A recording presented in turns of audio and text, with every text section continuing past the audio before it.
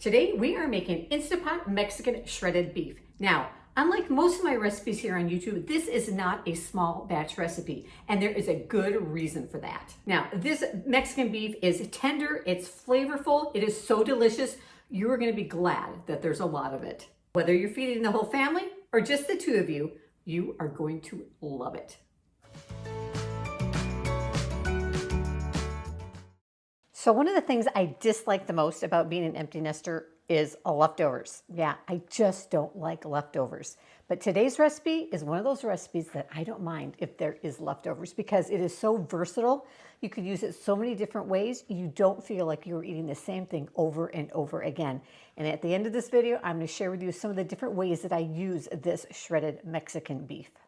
And I'll also share with you how I package it up and freeze it so that I can use it later. All right, so for our Mexican beef today, I'm using a chuck roast, and this is about a 3-pound roast. Now you could also use a top blade roast or a shoulder roast.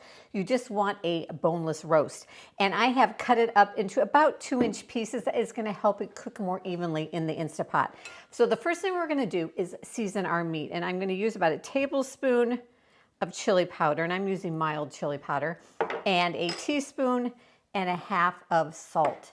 And then just kind of stir that up so that all of the meat gets coated. So the saute feature is one of my favorite features on the Instant Pot. You can saute or brown your meat right in the pot. No need to dirty another pan.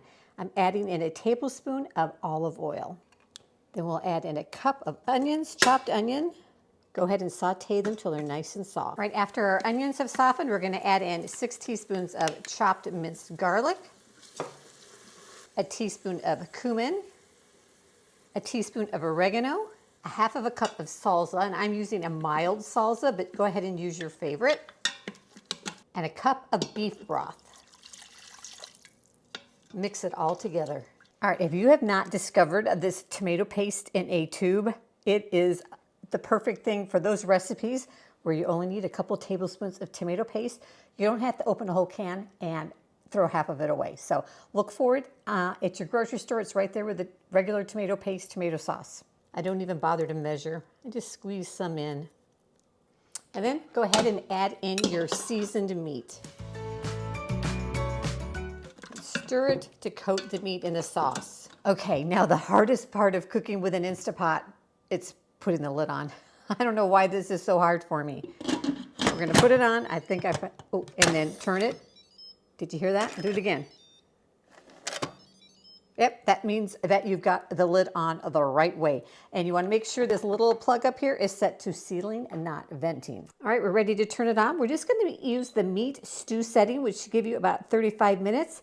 Let that cook and then do a natural release. So our natural release is done. It took about 30 minutes and you can tell it's done when the pin right here drops down. So go ahead and turn your valve to venting and no steam should come out because all that should have released by now. We're gonna go ahead and open. It's gonna smell amazing. We're gonna just remove the meat out of the Instant Pot, just onto a baking sheet or somewhere. And then the meat is just gonna be totally fall apart tender. And then we'll take a couple of forks and shred the meat up. Now our favorite way to enjoy this shredded Mexican beef is in a taco, but you can also enjoy it in a burrito, an enchilada, a quesadilla, on top of nachos, so many options. Now I promise you, if you wanna make this in the slow cooker, I tell you how. Super easy. You're going to have to use one additional pan because you'll put your olive oil and your onions into that and saute those up. Then add in your garlic and seasoning, and then just take that, put it into your slow cooker, put your cut up meat into the slow cooker, the salsa and the beef broth, just all the ingredients. You don't have to brown the meat ahead of time. Just pop it all into the slow cooker, put on your lid, and you are going to cook it. Let me double check the numbers here because I can never remember. High for 4 to 5 hours or low for 6 to 7.